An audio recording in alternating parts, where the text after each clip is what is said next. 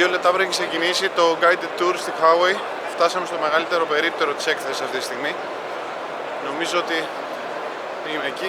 Είναι 1 ώρα ξενάγηση για την ελληνική συμμετοχή. Πάρουμε μια ανάσα, ήρθα λίγο τρέχοντας.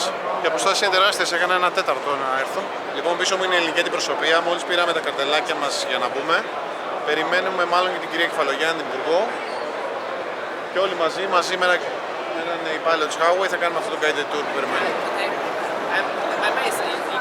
This is Eric. You can call me Eric. I'm in charge of all the marketing solution regarding to all product technology things, all industry. Αυτό που βλέπουμε πολύ γρήγορα από εδώ, το κομμάτι αυτό που λέμε το consumer devices, δηλαδή τηλέφωνα, laptop, tablet, smart watches, ό,τι έχει να κάνει με τον τελικό χρήστη. Εντάξει. Τώρα, από την άλλη πλευρά, το κομμάτι της Huawei που ονομάζουμε το enterprise, δηλαδή επιχειρηματικές λύσεις για επιχειρήσεις, μικρούς, μεγάλους οργανισμούς, κυρίως που στοχεύουν στον ψηφιακό μετασχηματισμό των επιχειρήσεων. Δηλαδή μιλάμε για δίκτυα και μιλάμε και για λύσεις cloud, υπηρεσίες ή το cloud αυτό καθ' αυτό. Εντάξει. Θα δούμε κάποια παραδείγματα εδώ πώς εφαρμόζονται σε διάφορους clouds. Το τρίτο κομμάτι που θα είναι μέσα αφορά τα δίκτυα, αυτό που λέμε το carrier business. Αυτά είναι ουσιαστικά τα δίκτυα κινητής και σταθερής. Οπότε ξεκινάμε το guided tour από το enterprise business κομμάτι, το ψηφιακό μετασχηματισμό και τις λύσεις για μεγάλες επιχειρήσεις. Δεν θα μπούμε σε πολλές λεπτομέρειες, απλώς θα ήθελα λιγάκι να δείτε λιγάκι το εύρος έτσι, των κλάδων που καλύπτουμε. Οι λύσεις είναι πάντα το δίκτυο, εντάξει, είτε μέσα στην επιχείρηση, είτε το δίκτυο που συνδέει την επιχείρηση με το ίντερνετ ή το cloud, και μετά κάποιες cloud υποδομές με πλατφόρμες οι οποίες τρέχουν κάποια πράγματα. Αυτή είναι πάντα η βάση. Και αυτή τη βάση μπορεί να την εφαρμόσεις σε βιομηχανικές περιοχές, εντάξει, αυτοματοποίηση ας πούμε ελέγχου ποιότητας ή απομακρυσμένος έλεγχος από μηχανών ή απομακρυσμένος έλεγχος ρομπότ. Εντάξει, αυτό ουσιαστικά γίνεται με τα δίκτυα και κάποιες εφαρμογές που τρέχουν από το cloud. Σούπερ μάρκετ. Έχουμε κάποια σούπερ μάρκετ και στην Ευρώπη στα οποία υλοποιούμε ας πούμε αυτό το electronic self label, την ηλεκτρονική αναπροσαρμογή των τιμών στα ράφια. Εντάξει. Αυτό πλέον μπορεί να γίνει με τεχνολογίες που συνδυάζουν IoT, Wi-Fi, το δίκτυο μετά και κάποια εφαρμογή που το ελέγχει αυτό από το cloud. Εντάξει. Θέλω να σας δείξω λίγο διάφορες έτσι κλαδικές λύσεις και μετά θα δούμε και κάποια πράγματα για τις λύσεις αυτές καθ' αυτές. Πάμε λιγάκι πιο μέσα. Εδώ έχουμε ακόμα 2 κλάδους οι οποίοι είναι σημαντικοί για εμάς και στην Ελλάδα. Προφανώς στην Ελλάδα μας ενδιαφέρει κυρίως, όπου είναι η εκπαίδευση έτσι, και τα νοσοκομεία, όπου και πάλι το εύκολο κομμάτι αν θέλετε είναι ωραία το να βάλεις ένα Wi-Fi ή το να βάλεις ένα SD-LAN, ένα SD-WAN στο δίκτυο και να συνδέσεις το, είτε είναι το νοσοκομείο είτε είναι το σχολείο, δεν είναι κάτι το ιδιαίτερο. Το θέμα είναι μετά οι εφαρμογές, τι μπορείς να κάνεις με βάση αυτά. Οπότε αν μιλάμε για νοσοκομεία, αυτό το κομμάτι του healthcare όπως το λέμε, το να βάλω κάποια Wi-Fi, εντάξει, αυτά είναι Wi-Fi 6, μπορεί να είναι και Wi-Fi 7, έτσι, αλλά αν θέλετε το επιπλέον είναι ότι κάποια από αυτά μπορεί να έχουν και κάποια IoT μοντουλάκια μέσα και μετά μέσω αυτού του IoT μπορεί να είναι Wi-Fi, μπορεί να είναι Bluetooth, δεν έχει σημασία το πρωτόκολλο, μπορούμε να αρχίσουμε και να ελέγχουμε διάφορα sensors ή αισθητήρες που μπορούν να έχουν, ξέρω εγώ, μετρητής πίεσης, μετρητής αναπνευστικής ή καρδιακής λειτουργίας. Οπότε όλα αυτά μέσω του δικτύου και στην εφαρμογή δυνατόν είναι, ή αν θέλετε το όνειρο, 1 ή 2 νοσοκόμες να μπορούν να έχουν, ξέρω εγώ, δεκάδες θαλάμους χωρίς να χρειάζεται να τρέχεις γύρω-γύρω. Να μπορεί να τα βλέπεις. Και δεν είναι μόνο οι συσκευές ή οι αισθητήρες που μπορεί να έχουν οι ασθενείς, όπως να είναι και κάποια ρομπότ, ας πούμε, τα οποία πηγαίνουν πάνω κάτω στο θάλαμο και διανέμουν τα κατάλληλα φάρμακα στο κατάλληλο φάρμακο, στην κατάλληλη κλινική, αν θέλετε. Όλα αυτά που βλέπετε δεν είναι το μέλλον. Τα χρησιμοποιούν ήδη στην Κίνα. Δηλαδή τα νοσοκομεία είναι ήδη έτσι εξοπλισμένα. Routers, firewalls, management συστήματα από πάνω. Εντάξει. και ό,τι άλλο χρειάζεται και στην γωνία εκεί ουσιαστικά μιλάμε πώς χτίζεις ένα data center. Γιατί το data center έχει πολλά κομμάτια. Έχει το κομμάτι του κτηρίου αν θέλετε, δηλαδή έχω ένα οικόπεδο, θέλω να φτιάξω ένα data, δεν υπάρχει τίποτα. Ξεκινάς από το κτίριο και μετά το τι θα βάλεις μέσα, computing, storage, το δίκτυο μέσα, μπαταρίες, ηλεκτροδοσία, καλωδιώσεις κτλ. Επίσης, λύσεις οπτικής ίνας. Βέβαια συνήθως οι λύσεις οπτικής ίνας έρχονται οι τηλεπικοινωνιακοί πάροχοι. Παρ' όλα αυτά, αν είναι κάποιος τελικός πελάτης, δηλαδή κάποια επιχείρηση, κάποιο νοσοκομείο, κάποιο ξενοδοχείο, κάποια τράπεζα που θέλει να φτιάξει το δικό της ιδιωτικό δίκτυο βασισμένο σε οπτική ίνα, μπορούμε να το φτιάξουμε. Και δεν θέλει δηλαδή να ζητήσει οπτική σύνδεση από τον ΟΤΕ για τον α ή β λόγο. Μπορεί να φτιάξει το δικό σου ιδιωτικό δίκτυο. Και αυτό γίνεται και με Wi-Fi, γίνεται και με 5G, γίνεται και με οπτική ίνα, ό,τι θέλεις. Αυτά είναι τι τεχνολογία θα διαλέξεις. Εντάξει. Και θα ήθελα λιγάκι να δείτε, μην πούμε σε τεχνικές λεπτομέρειες, θα ήθελα λιγάκι να δείτε και μία έξυπνη οθόνη που εμείς τη λέμε Idea Hub, αλλά αυτή μπορεί να κολλήσει και σε εφαρμογές στα σχολεία, έτσι, έξυπνοι πίνακες, μπορεί να κολλήσει και σαν μια οθόνη για το video conferencing, έτσι, σε μια επιχείρηση που έχεις ας πούμε video calls ή video conferencing με πολλαπλά branches της εταιρείας σε όλο τον κόσμο και να δείτε λιγάκι πώς μπορούμε να παίξουμε και να κάνουμε κάποια ωραία πράγματα με βάση αυτή την οθόνη. This is our latest model EH2 Plus, and it has three basic features: meeting, projection, and redbook, and it has some AI features I can show you. This is a counting bubble. If you are inside the blue arrow and the sound can be picked up, but if you are outside the blue arrow, the sound cannot be picked up. So if the environment is noise, but the audio experience is also very good. Αυτό το whiteboard είναι κυρίως χρησιμοποιήσει σε σχολεία, πανεπιστήμια και τέτοιου είδους χώρους. Άμα το έχεις συνδέσει με ένα σερβερ ο οποίος τρέχει ας πούμε μηχανή αναζήτησης DeepSeek, ωραία, αυτό δηλαδή είναι ό,τι βγάζει το DeepSeek, ό,τι βρίσκει σχετικά με αυτό που το είπες. Τώρα, αυτό μπορείτε να το φανταστείτε ότι ο δάσκαλος, ο καθηγητής μπορεί να γράψει το οτιδήποτε, εντάξει, με το γραφικό σου χαρακτήρα, μπορεί να το μετατρέψει σε κείμενο, όπως δεν το κάνει γραμματοσυρά και αυτό ας πούμε μπορεί να το στείλει μετά σε email ολοκληρωμένη σε όλους τους μαθητές, παραδείγματος χάρη. Μπήκαμε, πάμε να δούμε και τα υπόλοιπα κομμάτια τώρα. Εντάξει, κάποια πράγματα δεν λειτουργούν όπως τα περιμένανε, αλλά έχουν αρκετό ενδιαφέρον. Εδώ είναι το κομμάτι των δικτύων, εντάξει, εδώ έχει λιγάκι πιο πολύ τεχνολογία αν θέλετε. Όλη η αριστερή πλευρά, από εκεί ουσιαστικά μιλάμε για δύο πράγματα, για το επόμενο βήμα στα δίκτυα κινητής, το οποίο είναι από το 5G στο 5G Advanced πλέον. Έχουμε αρχίσει και βάζουμε δίκτυα, αυτό που λέμε 5G Advanced, πολλές φορές το αναφέρουμε και σαν 5,5, 5,5G, η οποία είναι συνεχή βελτίωση του δικτύου 5G. Στο slide εδώ είναι η γενική θεώρηση ουσιαστικά του cloud service. Εντάξει, τώρα, όπως ανέφερε και ο κύριος πριν, ουσιαστικά το Huawei Public Cloud είναι hyperscaler, δηλαδή δρά ανταγωνιστικά όπως μιλάμε για την Amazon, για το Azure, IBM, οποιοδήποτε άλλο έχει cloud και ως συνήθως υπάρχουν τρεις τρόποι για να κάνεις αυτό το ένα είναι αυτό το public cloud, είναι το κλασικό public cloud.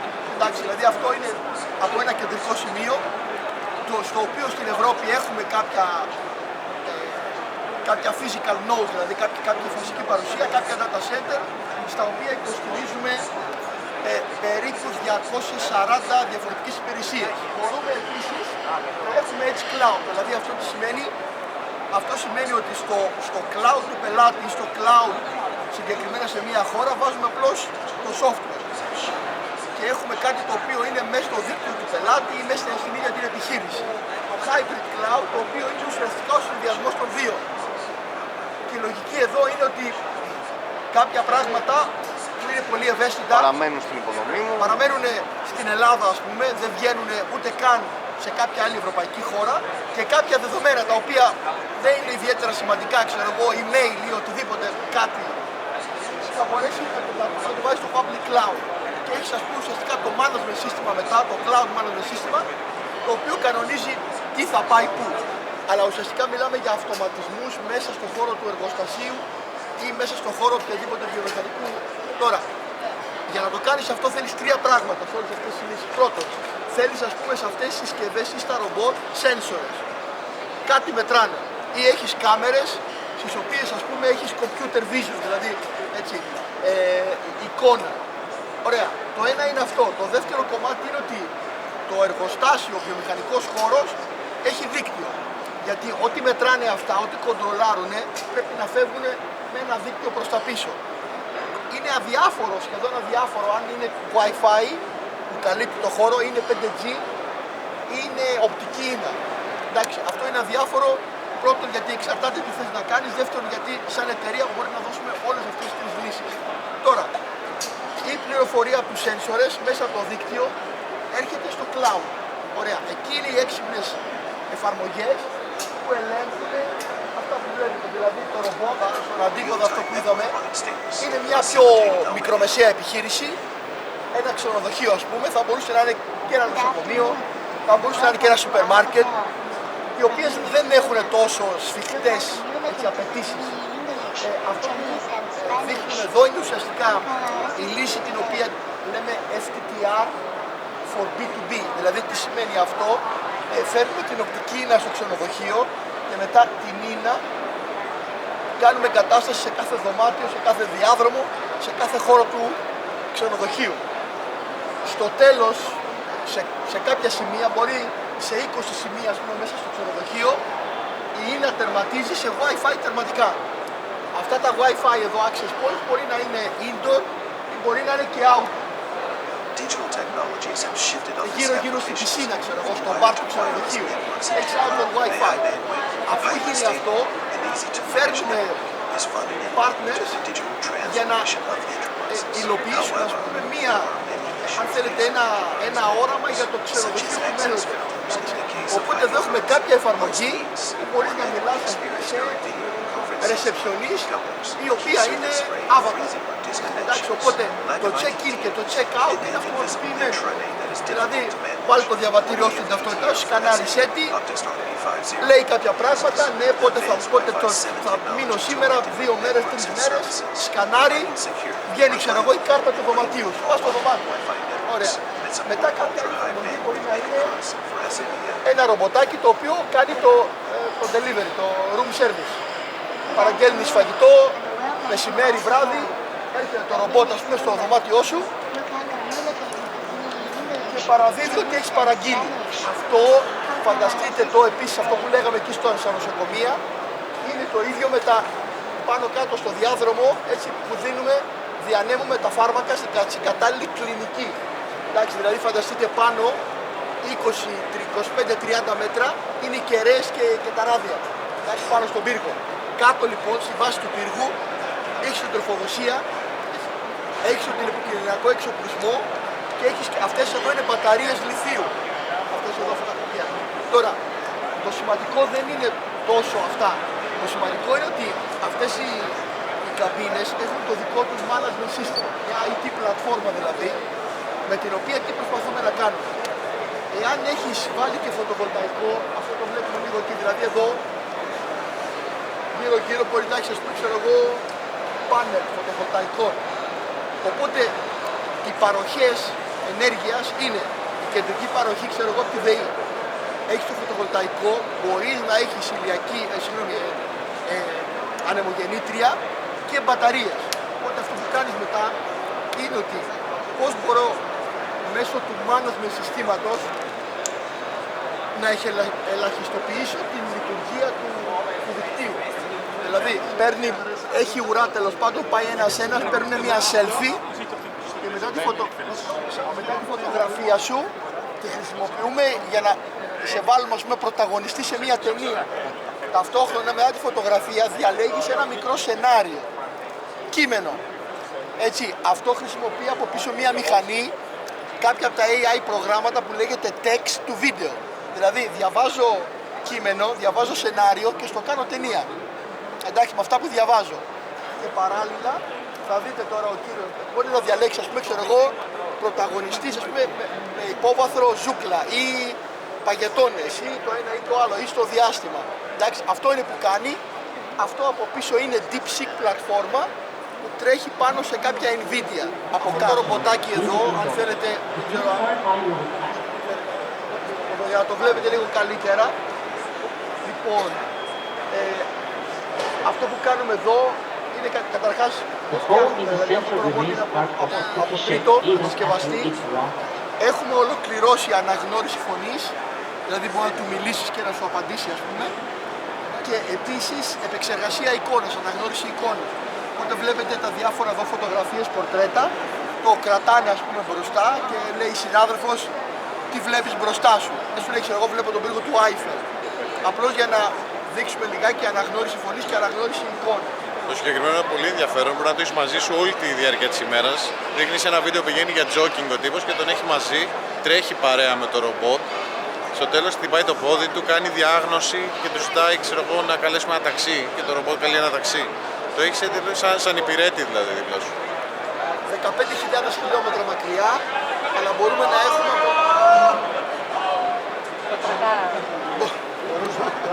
Και μόλις το τρακάραμε. Το σκύλανε στον τοίχο.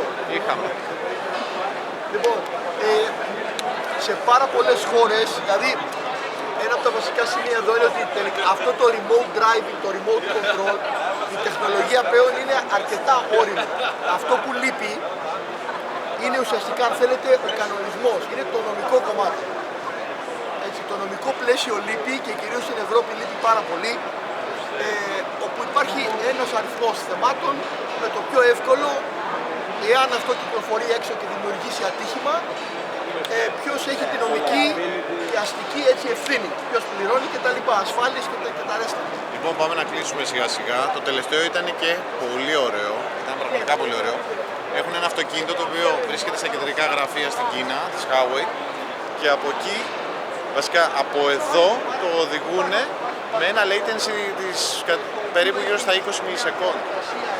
Το μεταξύ με το που πήγαμε στο παρουσιάσει, το πρώτο πράγμα που κάνανε ήταν να το τρακάρουν. Λοιπόν, ευχαριστώ πάρα πολύ. Εδώ θα κλείσω. Πρέπει να γυρίσουμε πίσω στο booth και ελπίζω να το ευχαριστηθήκατε.